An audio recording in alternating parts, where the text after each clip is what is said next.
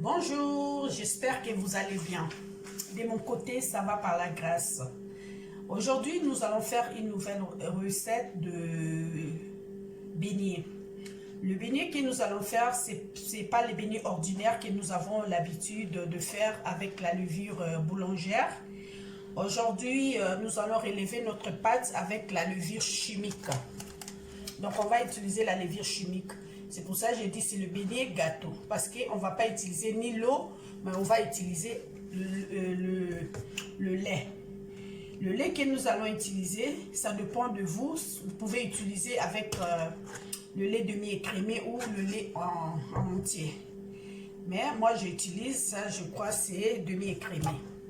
Donc, on utilise la levure chimique, le sucre vanillé. On va mettre le sucre en poudre. Et nous allons utiliser les œufs et un peu du sel pour élever notre goût. Et la base, c'est la farine. Et la farine, nous n'allons pas faire avec 1 kg. Nous allons faire avec la moitié, donc 500 grammes. Si vous allez constater, donc j'ai fait 6 œufs. Normalement, avec la moitié, donc avec 500 grammes, j'utilise 4. Mais comme les œufs, c'est pas gros comme d'habitude, donc c'est pour ça que j'ai pris 6 à la place de 4. Donc, ensemble, nous allons faire notre recette et vous allez aimer. C'est vraiment bien. Vous faites ça avec les enfants, en famille, vous allez aimer. Ça change un peu du beignet que nous avons l'habitude de manger. Faisons ensemble.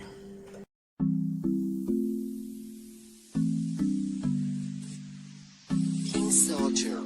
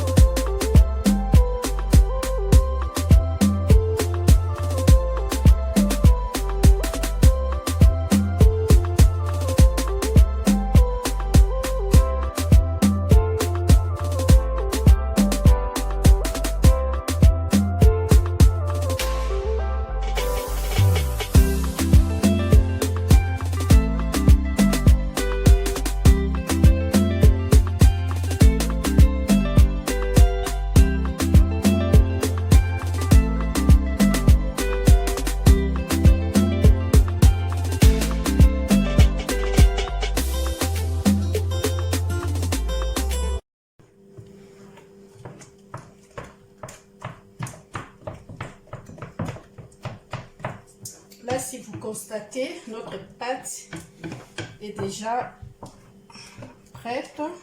C'est homogène, donc on peut l'utiliser déjà. Donc, on va le laisser reposer 45 minutes. Les autres, ils le font tout de suite, mais moi, je préfère pas. Je laisse, même si la levure chimique ne fait pas relever notre pâte, mais je préfère le laisser un peu. Comme je vous ai dit, au moins 45 à 1 heure du temps. Je reviens et puis on va faire notre pâte. Donc, même là.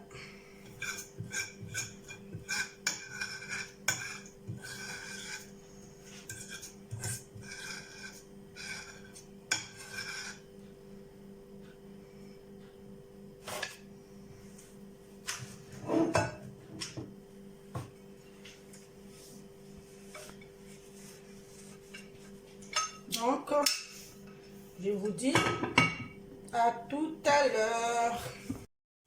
Oui, comme je vous avais dit, j'ai laissé reposer notre pâte de beignet gâteau pendant au moins 40 minutes. Donc là, maintenant, on va commencer à faire le beignet. Donc, j'ai déjà mis de l'huile au fait. Là, maintenant, je vais voir si c'est déjà chauffé et puis on va commencer à faire le beignet.